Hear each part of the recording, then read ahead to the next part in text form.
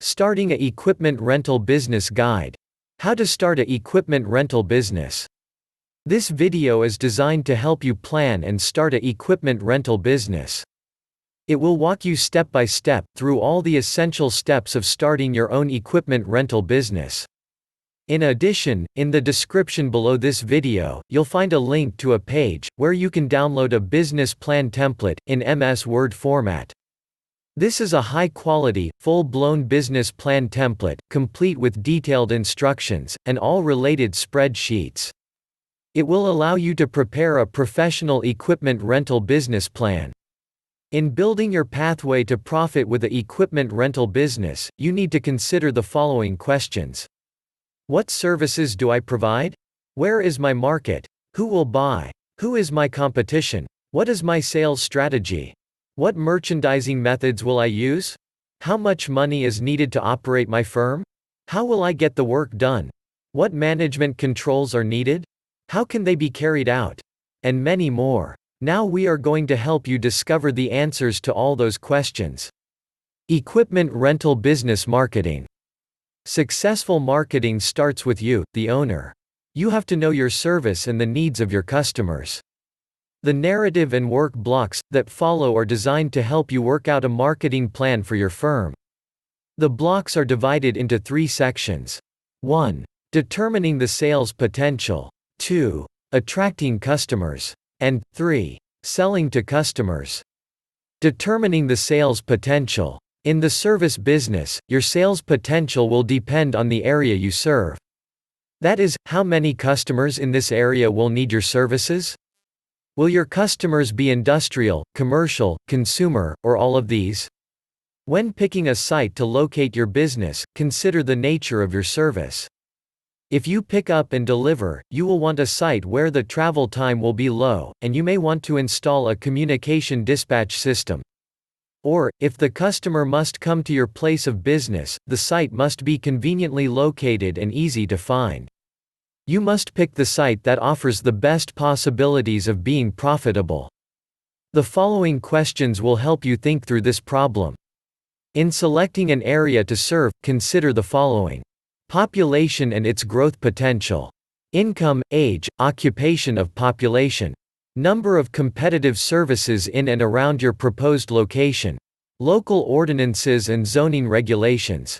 Type of trading area, commercial, industrial, residential, seasonal. You will want to consider the next list of questions in picking the specific site for your business. Will the customer come to your place of business? How much space do you need? Will you want to expand later on? Do you need any special features required in lighting, heating, ventilation? Is parking available? Is public transportation available? Will you pick up and deliver? Will travel time be excessive? Will you prorate travel time to service call?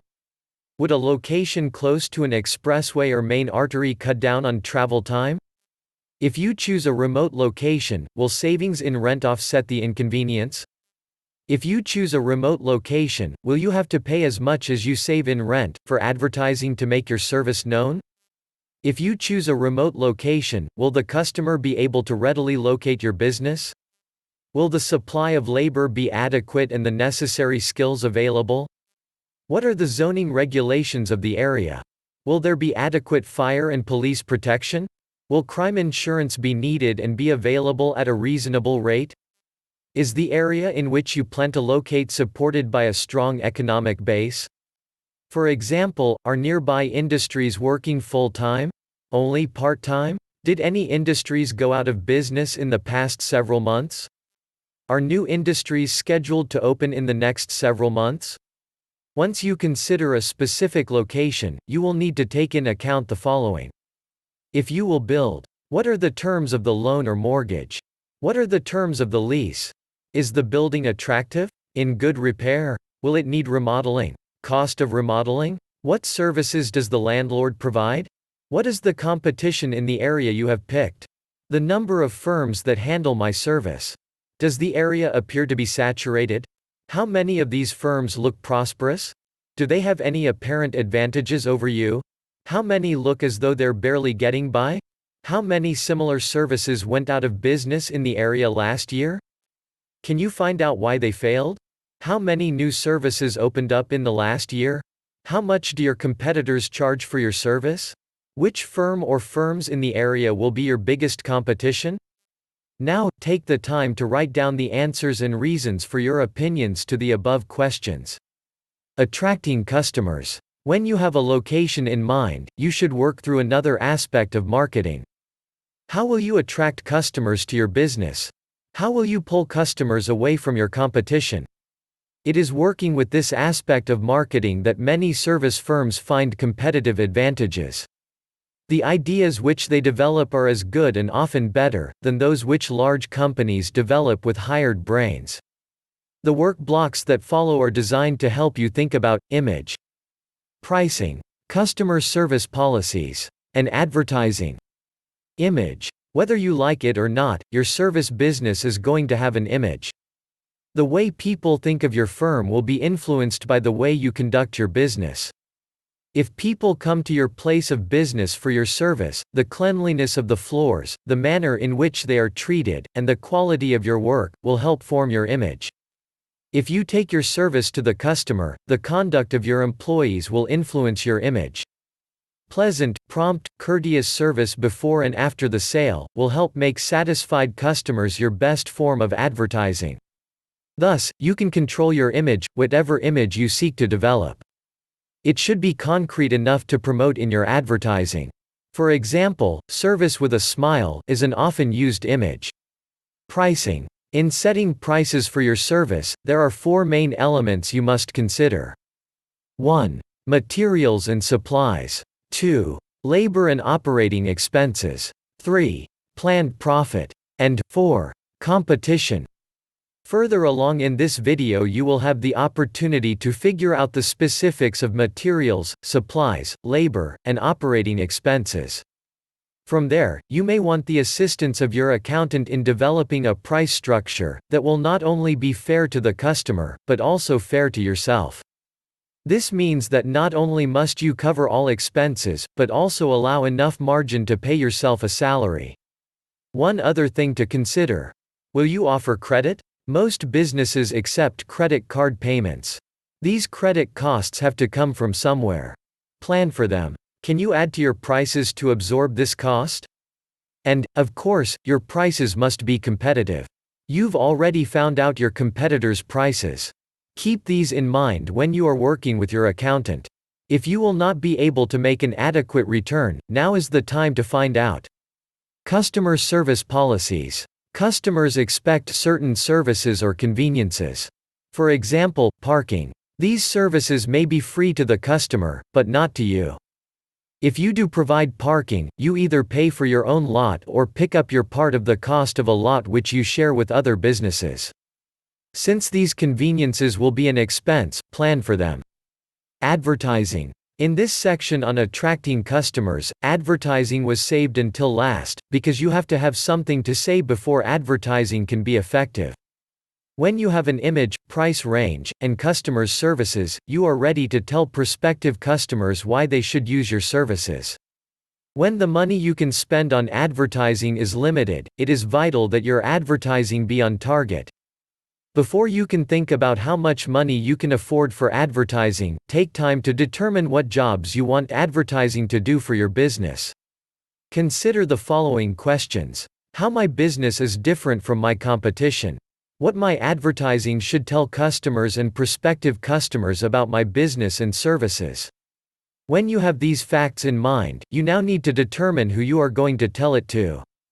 Your advertising needs to be aimed at a target audience. Those people who are most likely to use your services. Take the time to describe your customers in terms of age, sex, occupation, and whatever else is necessary depending on the nature of your business. Now you are ready to think about the form your advertising should take and its cost. You are looking for the most effective means to tell your story to those most likely to use your service. Ask the local media, online ads, newspapers, radio and television, and the printers of direct mail pieces for information about the services and the results they offer for your money. How you spend advertising money is your decision, but don't fall into the trap that snares many advertisers. As one consultant describes this pitfall, "It is amazing the way many managers consider themselves experts on advertising copy and media selection, without any experience in these areas. You should allocate an advertising budget for the next 12 months. Your task in determining comes down to, how much can I afford to spend and still do the job that needs to be done?" Selling to customers. To complete your work on marketing, you need to think about what you want to happen after you get a customer. Your goal is to provide your service, satisfy customers, and put money into the cash register. One-time customers can't do the job. You need repeat customers to build a profitable annual sales volume. When someone returns for your service, it is probably because he was satisfied by his previous experience. Satisfied customers are the best form of advertising. If you previously decided to work only for cash, take a hard look at your decision. Customers like to buy on credit. Often a credit card, or other system of credit and collections, is needed to attract and hold customers. Fixtures and equipment. No matter whether or not customers will come to your place of business, there will be certain equipment and furniture you will need in your place of business, which will allow you to perform your service. Take the time to list that equipment and its cost. Parts and material. You will probably need some kind of parts or material to provide your service. Take the time to list them and their cost to you. Before you make any supply arrangements, examine the supplier's obsolescence policy. This can be a vital factor in service parts purchasing. You also look at the supplier's warranty policy. Now that you have determined the parts and materials you'll need, you should think about the type of stock control system you'll use. A stock control system should enable you to determine what needs to be ordered on the basis of 1. What is on hand? 2. What is on order? 3. What has been used? Overhead. Take the time to list the overhead items which will be needed. Examples are rent, utilities, office help, insurance, interest, telephone, postage, accountant, payroll taxes, and licenses, or other local taxes. If you plan to hire others to help you manage, their salaries should be listed as overhead. Getting the work done. An important step in setting up your business is to find and hire capable employees. Then you must train them to work together to get the job done. Obviously, organization is needed if your business is to produce what you expect it to produce, namely profits. Organization is essential because you as the owner cannot do all the work. As your organization grows, you have to delegate work, responsibility, and authority. A helpful tool in getting this done is the organization chart. It shows at a glance who is responsible for the major activities of a business. As an additional aid in determining both what needs to be done and who will do it, list each activity that is involved in your business. Next to the activity, indicate who will do it. You may do this by name or some other designation, such as worker number 1. Remember that a name may appear more than once. Put your plan into dollars. At this point, take some time to think about what your business plan means in terms of dollars. This section is designed to help you put your plan into dollars. The first question concerns the source of dollars. After your initial capital investment, the major source of money is the sale of your services. What dollar volume of business do you expect to do in the next 12 months? Expenses. In connection with your annual dollar volume of business, you need to think about expenses. If, for example, you plan to do $100,000 in business, what will it cost you to do this amount of servicing? And even more important, what will be left over as profit at the end of the year? Never lose sight of the fact that profit is your pay. Even if you pay yourself a salary for living expenses, your business must make a profit if it is to continue year after year, and pay back the money you invested in it. Whether you have the funds, savings, or borrow them, your new business will have to pay back these startup costs.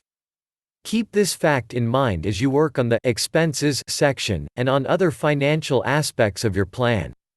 Is additional money needed? Suppose at this point you have determined that your business plan needs more money than can be generated by sales. What do you do? What you do depends on the situation. For example, the need may be for bank credit to tide your business over during the lean months. This loan can be repaid during the fat sales months when expenses are far less than sales. Adequate working capital is necessary for success and survival. Whether an owner seeks to borrow money for only a month or so, or on a long-term basis, the lender needs to know whether the business financial position is strong or weak. Your lender will ask to see a current balance sheet. Control and feedback. To make your plan work, you will need feedback. For example, the year-end profit and loss statement shows whether your business made a profit or loss for the past 12 months. But you can't wait 12 months for the score. To keep your plan on target, you need readings at frequent intervals. A profit and loss statement at the end of each month, or at the end of each quarter, is one type of frequent feedback. However, the income statement or profit and loss statement, P&L, may be more of a loss than a profit statement if you rely only on it. You must set up management controls which will help you to ensure that the right things are being done from day to day, and from week to week. In a new business, the record-keeping system should be set up before your business opens. After you're in business is too late. For one thing, you may be too busy to give a record-keeping system the proper attention. The control system which you set up should give you information about stock, sales, and disbursement. The simpler the system, the better. Its purpose is to give you current information. You are after facts with emphasis on trouble spots. Outside advisors, such as an accountant, can be helpful. Stock control. The purpose of controlling parts and materials inventory is to provide maximum service to your customers, and to see that parts and materials are not lost through pilferage, shrinkage, errors, or waste. Your aim should be to achieve a high turnover on your inventory. The fewer dollars you tie up in inventory, the better. In a business, inventory control helps the owner to offer customers efficient service. The control system should enable you to determine what needs to be ordered on the basis of 1. What is on hand, 2. What is on order, and 3. What has been used. In setting up inventory controls, keep in mind that the cost of the inventory is not your only cost. You will also have costs such as the cost of purchasing, the cost of keeping control records, and the cost of receiving and storing your inventory. Sales. In a small business, sales slips and cash register tapes give the owner feedback at the end of each day. To keep on top of sales, you will need answers to questions such as: how many sales were made? What was the dollar amount? What credit terms were given to customers? Disbursements. Your controls should also give you information about the dollars your company pays out. In checking on your bills, you do want to know what major items, such as paying bills on time to get the supplier's discount, are being handled according to your policies. Your review system will also give you the opportunity to make judgments on the use of funds. In this manner, you can be on top of emergencies as well as routine situations. Your system should also keep you aware that tax monies, such as payroll income tax deductions, are set aside and paid out at the proper time. Break-even. Break-even analysis is a management control device, because the break-even point shows how much you must sell under given conditions in order to just cover your costs with no profit and no loss. Profit depends on sales volume, selling price, and costs. Break-even analysis helps you to estimate what a change in one or more of these factors will do to your profits. Put your plan into action. When your plan is as near on target as possible, you are ready to put it into action. Keep in mind that action is the difference between a plan and a dream. If a plan is not acted upon, it is of no more value than a pleasant dream that evaporates over the breakfast coffee.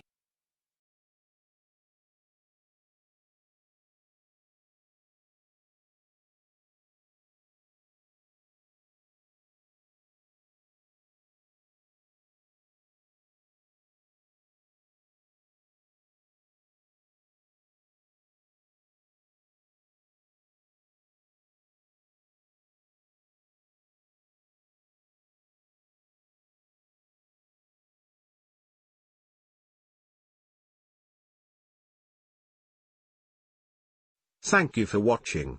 Please like this video.